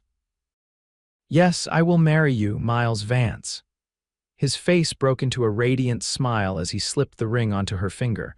It fit almost perfectly, as if it had been made for her all along. Miles rose from his kneeling position to gather her into his arms, his lips finding hers in a kiss that was both tender and full of promise. When they finally drew apart, Adelaide rested her forehead against his, overwhelmed by the joy of the moment. "When?" she asked simply. "Spring," Miles suggested. "After the worst of winter is past, before the busiest part of the planting season begins. And," he added with gentle practicality, "it would give us time to prepare if your brother does decide to return." Adelaide nodded, appreciating as always his thoughtful consideration of all aspects of their shared life. "Spring sounds perfect." They sat together by the fire as the snow continued to fall outside, discussing plans for their wedding and the future beyond it. James's letter lay on the side table, not forgotten but no longer the center of their attention. Whatever challenges his potential return might bring, they would face them as they had faced everything else since that fateful day by the well together, with strength drawn from their growing love. Later that night, as Miles prepared to brave the snow for the short walk back to the bunkhouse, Adelaide stood with him at the door, reluctant to see him go despite the propriety that still governed their relationship until marriage. "It won't be long now," Miles said, understanding her unspoken thought. "A few more months of goodnight kisses at the door and then we'll have a lifetime of good nights together," Adelaide finished for him, rising on tiptoes to press a final kiss to his lips. As she watched him disappear into the swirling snow, Adelaide touched the pearl ring on her finger, its weight unfamiliar but welcome. From the moment of her collapse at the well to this night of her engagement, the journey had been unexpected in every way. Miles had carried her water that day, but in the months since, he had helped her bear burdens far heavier: the struggle to save her farm, the loneliness of facing an uncertain future, the weight of responsibilities that had once seemed overwhelming. Now, as the snow blanketed the world outside in pristine white, Adelaide felt a sense of peace settle over her. Whatever tomorrow might bring: spring planting, a wedding, perhaps even her brother's return, she would no longer face it alone. And in that knowledge, she found a joy deeper than any she had known before. Spring arrived in Malad City with its usual capriciousness: warm, promising days followed by sudden frosts, gentle rains interspersed with the last reluctant snows of winter. By April, however, the land had fully awakened, with new grass carpeting the fields and buds appearing on the trees lining the farm's long driveway. Adelaide stood at her bedroom window, watching as Miles worked in the south field, the winter wheat now tall and green, soon to be plowed under as he had planned to enrich the soil. The past months had been busy ones: preparations for their wedding, continued improvements to the farm, and correspondence with James, who had indeed confirmed his intention to return to Idaho. According to his letters, James would arrive in Malad City in late May after Adelaide and Miles's wedding, which was scheduled for the last Saturday in April. Adelaide wasn't sure if the timing was coincidence or deliberate on her brother's part, but she was grateful for it either way. She wanted to be established as Miles's wife before facing whatever complications James's return might bring. A knock at the front door drew Adelaide from her reverie. Setting aside the wedding dress she had been altering, her mother's gown, carefully preserved all these years, she made her way downstairs. Mrs. Whitaker, their elderly neighbor, stood on the porch, a covered basket in her hands. "Good morning, Adelaide dear," she said with a warm smile. "I've brought those seedlings I promised for your garden and some of my sourdough bread fresh from the oven." "You're too kind," Adelaide said, ushering the older woman inside. "Let me make you some tea," as they sat at the kitchen table, enjoying tea and still warm bread. Mrs. Whitaker's gaze fell on the preparations evident around the room: jars of preserved fruits set aside for the wedding reception, bundles of dried herbs hanging to be used in the wedding feast, a list of tasks pinned to the wall. "Only a week to go," the older woman observed with a knowing smile. "Are you nervous, my dear?" Adelaide considered the question honestly. "Not about marrying Miles," she said, That feels right in a way few things have in my life, but there are other complications. Mrs. Whittaker nodded sagely. Your brother's return, I'd imagine. News traveled quickly in small communities, and James's impending arrival had been a topic of speculation since his first letter. Some in town remembered him fondly from before the war. Others recalled the changed man who had left his sister to manage alone after their parents' deaths. Yes, Adelaide acknowledged. I'm not sure what to expect. His letters seem sincere, but words on paper are one thing, actions another, Mrs. Whittaker finished for her. She reached across the table to pat Adelaide's hand. Have faith, my dear. The James who left was a wounded soul trying to outrun his pain. Perhaps time and distance have helped him heal. Adelaide smiled gratefully at the older woman's wisdom. Mrs. Whittaker had been a constant support through the hardest years after her parents' deaths, offering practical help and emotional comfort without judgment. Miles says much the same thing, Adelaide admitted. He believes people can change, can find their way back to who they truly are after losing themselves for a time. Your Miles is a wise man, Mrs. Whittaker said approvingly, and he loves you deeply. Anyone with eyes can see that. A warm flush crept into Adelaide's cheeks at the simple truth of the statement. Miles's love was evident in everything he did, from the major efforts like deepening the well and repairing the barn to the small daily kindnesses that showed his thoughtfulness. Just that morning she had found a bunch of early wildflowers on the porch steps, gathered from the meadow beyond the south field. I'm very fortunate, she said softly. As is he, Mrs. Whittaker replied firmly. Never forget that, my dear. You bring as much to this marriage as he does your strength, your perseverance, this home you fought so hard to keep. She rose from the table, gathering her empty basket. Now I should be going. There's much to do before the wedding, and I've kept you from your preparations long enough. Adelaide walked the older woman to the door, accepting her parting embrace with genuine affection. Thank you for everything, Mrs. Whittaker. We would be honored if you would sit with my side of the family at the ceremony. Mrs. Whittaker's eyes glistened with unshed tears. I would be honored, my dear, truly honored. After her visitor's departure, Adelaide returned to her sewing, her thoughts now turned more fully to the approaching ceremony. Pastor Williams would perform the service in the small white church in town where she had been baptized as an infant and where she had said goodbye to her parents 3 years ago. The reception would follow here at the farm, with the entire community invited to celebrate.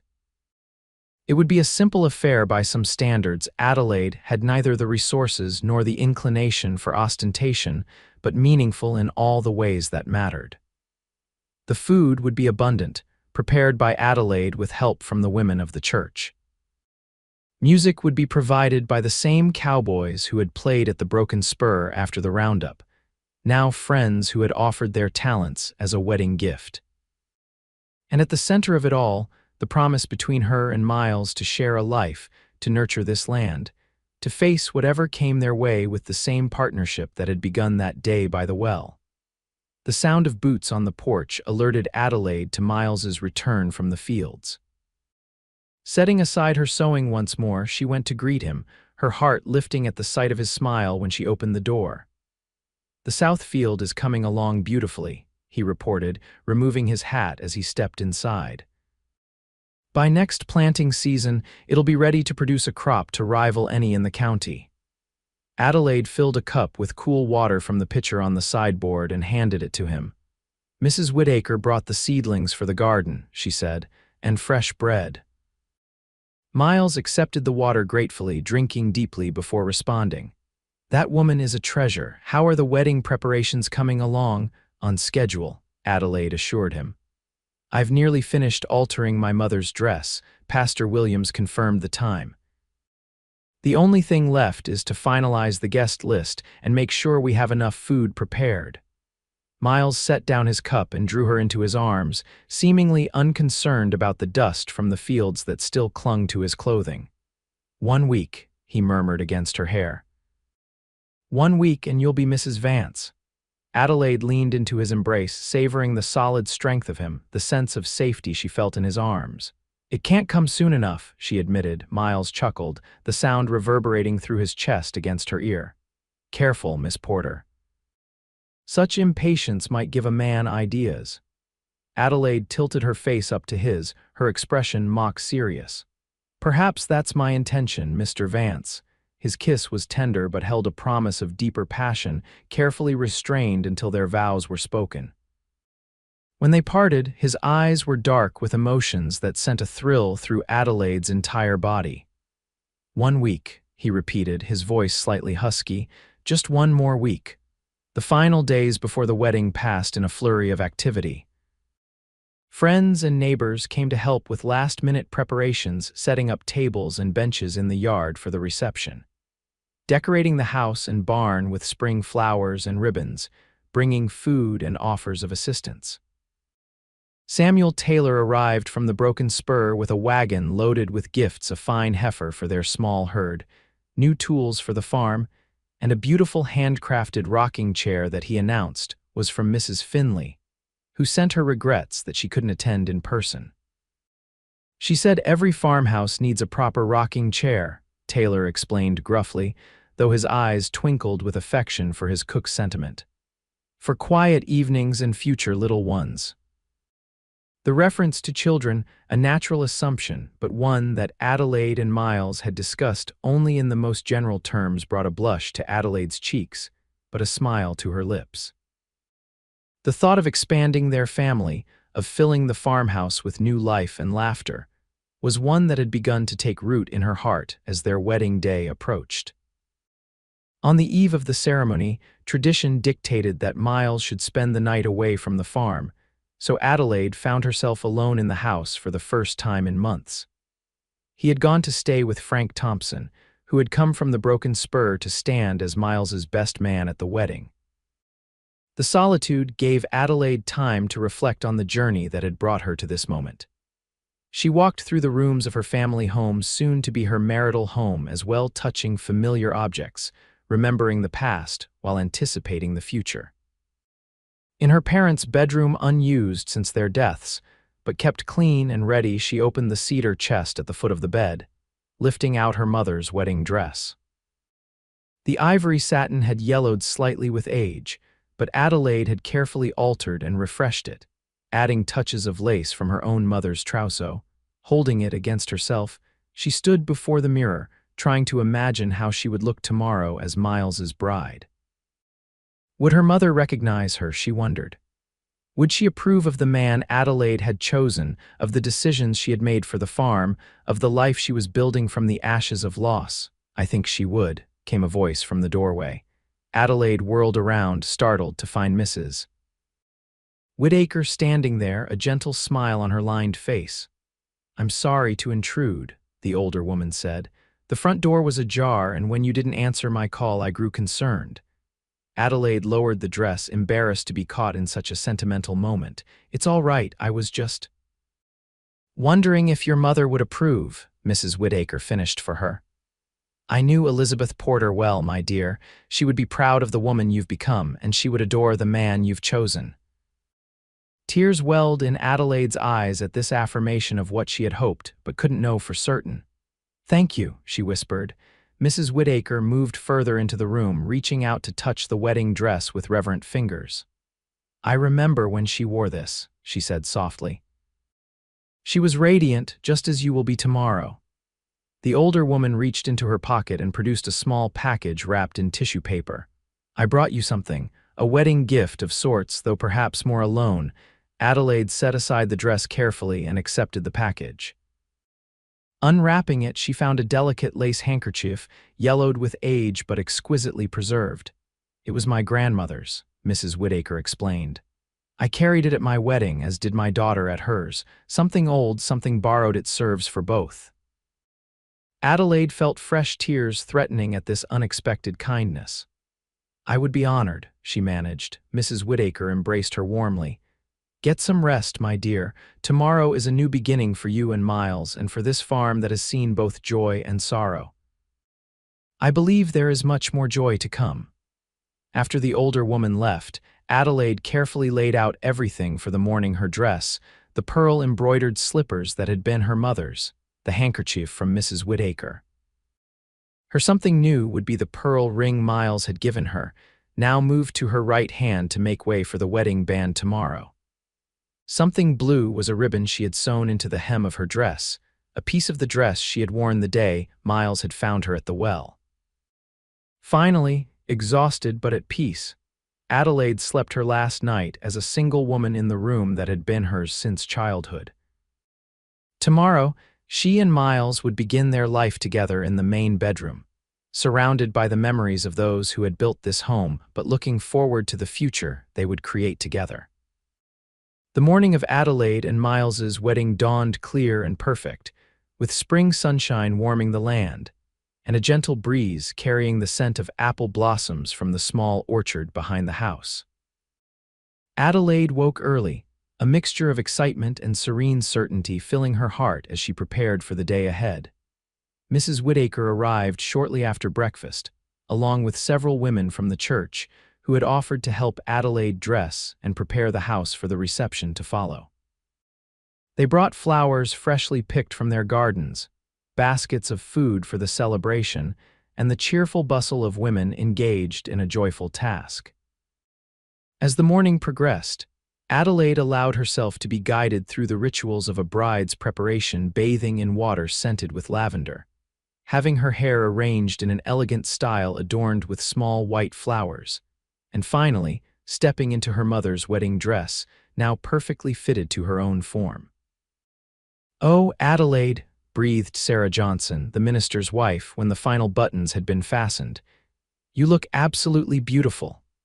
The other women murmured agreement, their eyes soft with emotion as Adelaide turned to view herself in the mirror.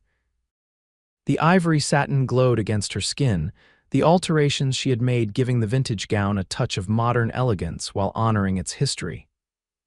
"Your parents would be so proud," Mrs. Whittaker said, carefully arranging the simple veil over Adelaide's dark hair. "And that young man of yours won't know what hit him when he sees you walking down the aisle."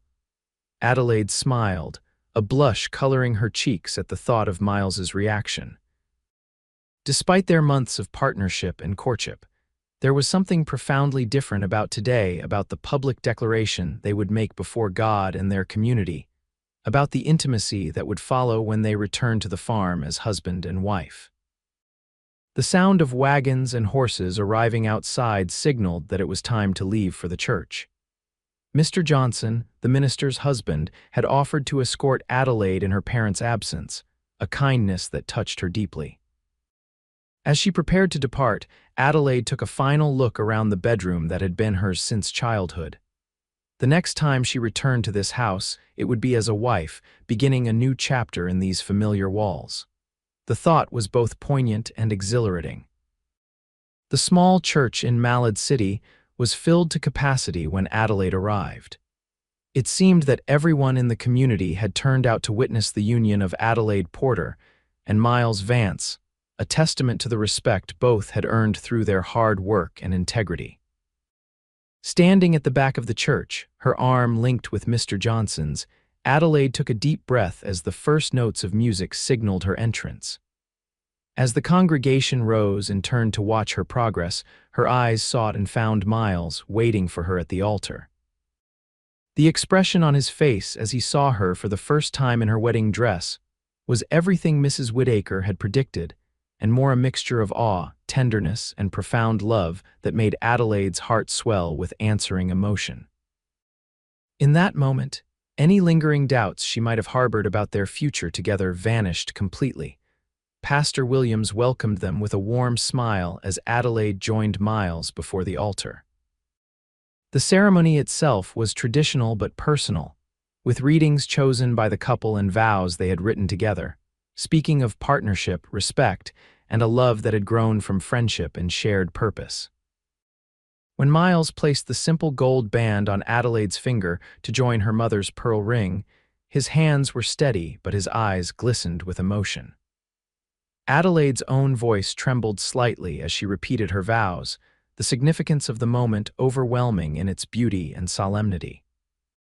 By the authority vested in me by God and the territory of Idaho, I now pronounce you husband and wife," Pastor Williams declared, his voice carrying clearly through the hushed church. "Miles, you may kiss your bride." Miles's kiss was gentle but fervent, a perfect balance of restraint appropriate to the setting and promise of what was to come. As they turned to face the congregation as Mr. and Mrs. Vance for the first time, the church erupted in applause and cheers, the community's blessing surrounding them like a tangible embrace.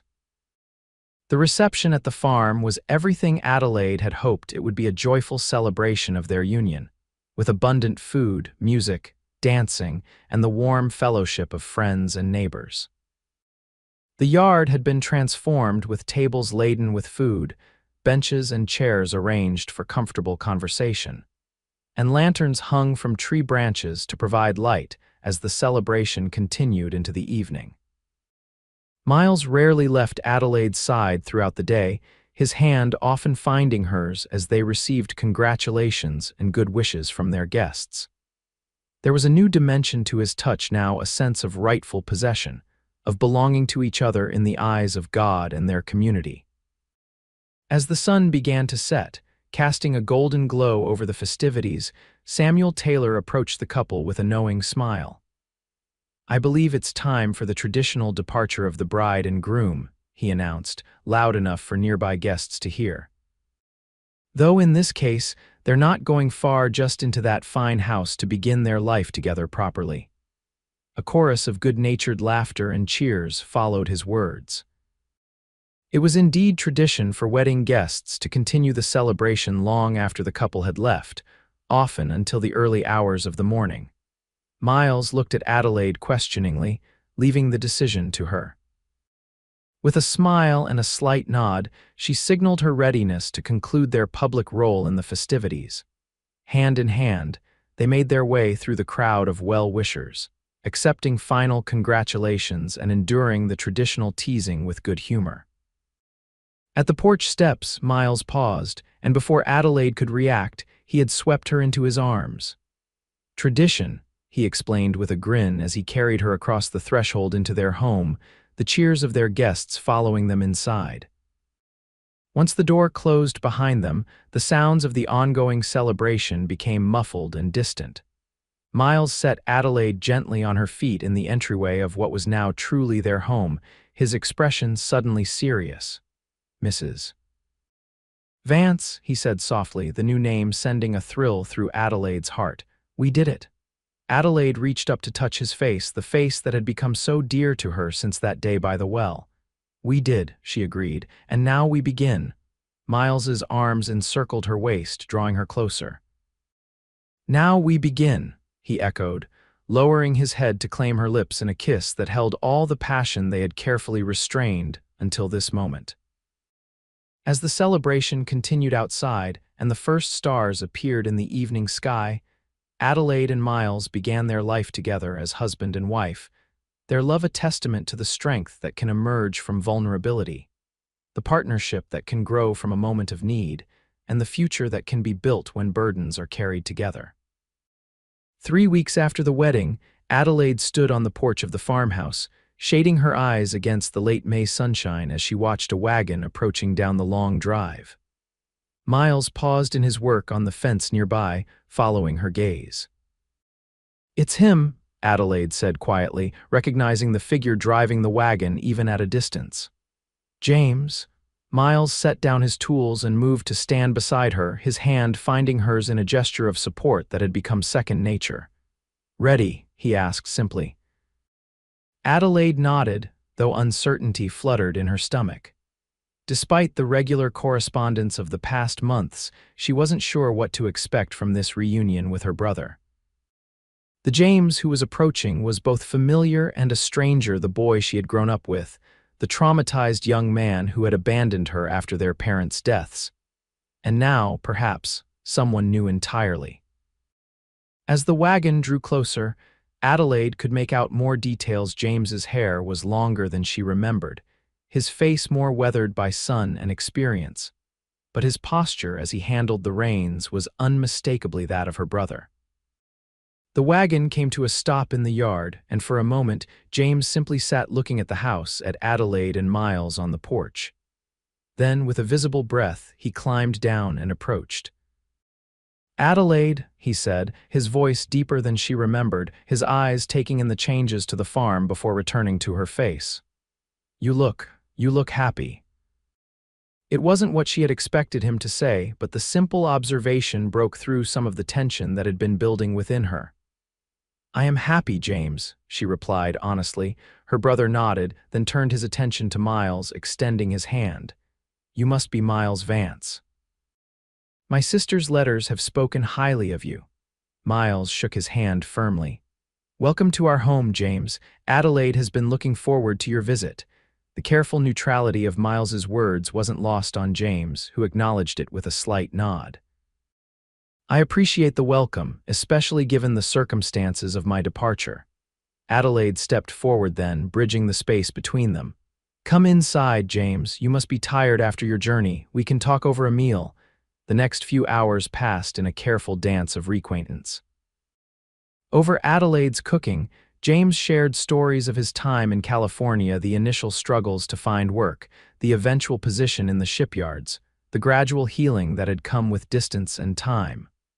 "The war left me broken in ways I couldn't name," he admitted as they sat around the kitchen table, coffee cups before them. "When Mother and Father died so suddenly, it was like the last anchor holding me to sanity had been cut loose. I couldn't see a future here, couldn't imagine rebuilding what had been lost." He looked directly at Adelaide, remorse evident in his eyes. "I should never have left you to bear that burden alone. It was unforgivable." Adelaide felt Miles's steady presence beside her, drawing strength from his quiet support. "It was a difficult time for both of us," she said carefully. "We each coped in our own way." James's gaze shifted to include Miles. "And then you found someone who was willing to help carry the weight," he observed, no resentment in his tone, only a thoughtful assessment. "From what I gather from your letters, it was quite the meeting." Adelaide couldn't help the small smile that curved her lips at the memory. "I collapsed from exhaustion at the town well. Miles carried my water home along with me and stayed to help with the rest," James finished, nodding as if confirming something to himself. "I'm glad. The farm deserved better than I could give it then." He hesitated, then added, "than I could give you." The simple acknowledgement of his failure touched Adelaide more deeply than 1,000 apologies might have. "What are your plans now, James?" she asked, moving the conversation forward. "Your letters mentioned staying in Malad City, but were vague on the details." James set down his coffee cup, his expression becoming more businesslike. "I've saved enough to make a fresh start. I thought perhaps I might look for land nearby, not to compete with what you've built here, but to establish something of my own." He glanced around the kitchen, taking in the subtle changes Adelaide and Miles had made to the family home. "This place is yours now, yours and Miles's. I see that clearly." Adelaide exchanged a look with Miles, a silent communication passing between them. They had discussed this possibility before James's arrival, considering various ways they might incorporate him into their lives if he truly wished to remain in the area. "Actually," Miles said, speaking up for the first time in a while, "we've been considering expanding our operation. The South Field is coming back strong, as Adelaide may have mentioned in her letters, but there's only so much the two of us can manage on our own." James's brow furrowed slightly in confusion. "What are you suggesting?" "A different kind of partnership," Adelaide explained. "Not ownership of the farm that remains with Miles and me, but cooperation. Your own place nearby, as you said, working together during planting and harvest, sharing resources and knowledge." "The Porter siblings and Vance," James said slowly, testing the concept. "Working together but maintaining separate households," Miles nodded. "Something like that. It would benefit us all, I think. More hands for the heavy work, more security against hard times." James was silent for a long moment, considering. "It's more than I expected," he admitted finally. "More than I deserve after how I left." "It's not about deserving," Adelaide said gently. "It's about family, about building something together for the future." She reached across the table, offering her hand to her brother. If you're ready to be part of that, we'd welcome it. James took her hand, his own calloused from years of hard labor in the shipyards. I am ready, he said, his voice thick with emotion. More than ready. Later that evening, after James had gone to settle in the bunkhouse that had been Miles's residence before their marriage, Adelaide and Miles sat on the porch swing, watching the sunset paint the western sky in shades of orange and purple. That went better than I feared, Adelaide admitted, leaning against her husband's solid shoulder. Miles's arm tightened around her waist. He's changed, he observed. There's a steadiness to him now that comes from facing one's demons and making peace with them. Adelaide nodded, thinking of the brother she had known before the war, the troubled young man who had fled after their parents' deaths, and the more mature, thoughtful person who had returned. Do you think it will work, the arrangement we proposed? Miles was quiet for a moment, considering the question with his usual thoroughness. I think it has every chance of success, he said finally. He seems sincere in his desire to make amends, to build something new. And having another set of hands will allow us to expand in ways we couldn't manage on our own. The us and we still sent a warm glow through Adelaide's heart whenever Miles used them, a constant reminder of the partnership they had forged, first in business and now in marriage. Our children will have an uncle nearby, she said softly, voicing a thought that had been growing in her mind lately. Miles's hand moved to rest gently on her still flat stomach, a question in his touch. Adelaide covered his hand with her own, a smile curving her lips. Not yet, she assured him. But someday soon, perhaps, I'd like that. Miles turned to her, his expression softening with love and a touch of wonder at the future they were planning together. So would I, he said, leaning in to kiss her gently. A home filled with children, the land producing bountifully. Your brother settled nearby, it's a good vision for our future, Adelaide. As the last light faded from the sky and the first stars began to appear, Adelaide reflected on how far she had come since that desperate day at the well.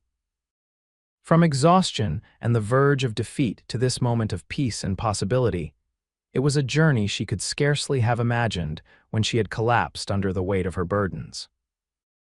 Yet here she was, those burdens now shared, her heart full, her future secure in the love of the man beside her and the promise of the life they were building together.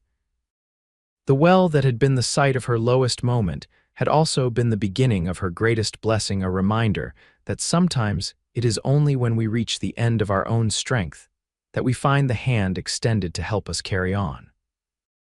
As Miles's arm drew her closer in the gathering darkness, Adelaide gave thanks for that moment of weakness that had led to such strength, for the stranger who had become her partner in all things, and for the knowledge that whatever challenges the future might hold, she would face them not alone, but hand in hand with the man who had first carried her water and her burdens home.